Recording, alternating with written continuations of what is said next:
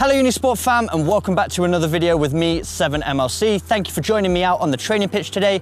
So when we look at the best dribblers in the world, they make it look like the ball is super glued to their foot. And that's because they've mastered the art of close control dribbling. So today, I'm going to share a few tips to help you improve yours.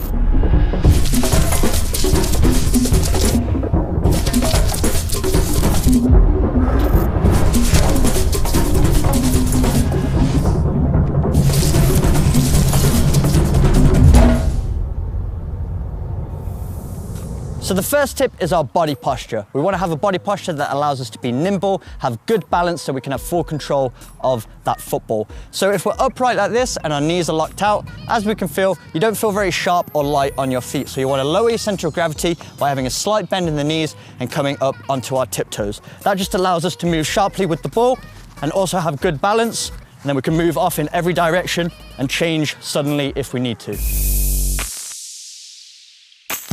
The next tip I have for you is the areas of the foot that are best for manipulating the ball in those tight space situations. So the best areas are the inside of the foot here, more towards the toe, the outside on the opposite side, and also the sole of the foot. They're all nice wide surface areas that make it very easy to control the ball close to your foot. So a way to get used to it, you can just go on the spot here, use the inside and outside of the foot, make sure we adapt that body posture once again, so lower our center of gravity, bending the knees on our toes, then we're using the inside, outside of our feet, moving the ball backwards and forwards, going for both feet, inside and outside, just trying to move the ball as quickly as possible. Then once we get used to that, we can adapt it going off into the space. So now that we've mastered using all those surface areas of the foot, the inside, the outside, and the sole, now we want to get good at traveling with the ball off into the space and at speed. So in addition to your body posture, you want to slightly lean forward. So we're still on our toes, still slight bend in the knees, but now because we want to add momentum to our movement, if we lean forward slightly, it's much easier to move with the ball at speed.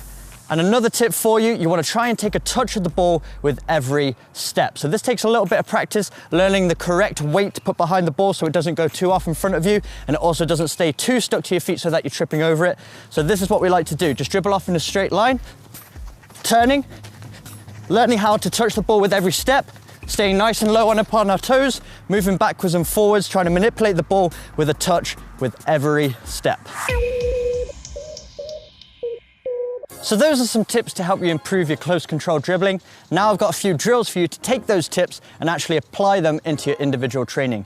So the first drill we've got here is just a very simple cone weave you've probably seen before. So I've placed a few cones just one step apart between the cones. If you don't have cones, you can use any objects you have lying around the house. You could even roll up a pair of socks, put them out in a line. And basically all we're going to be doing is using those surface areas of the foot to manipulate the ball in and out of the cones. So I like to begin with doing 2 steps to the inside with the inside of my foot, then 2 steps to the outside. So it kind of looks like this, 2, 2, 2, 2.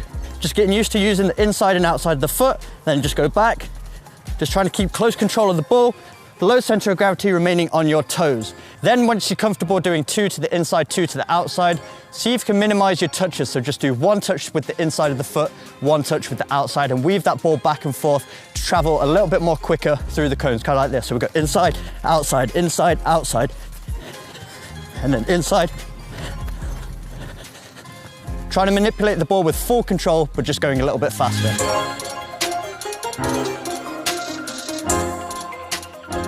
So there we go guys, just a few tips to help you improve your close control dribbling. And remember, the most important thing with any skill in football is repeating it over and over again. The more time you spend with the ball, the more you're going to strengthen that relationship, and it's going to feel a lot more natural at your feet. But with that being said, I'm 7MLC. If you want to see more tips, tutorials, and training sessions from me, you can click this bubble above my head, which will take you over to my channel. And if you haven't already, make sure you subscribe to the Unisport channel by clicking the link up here.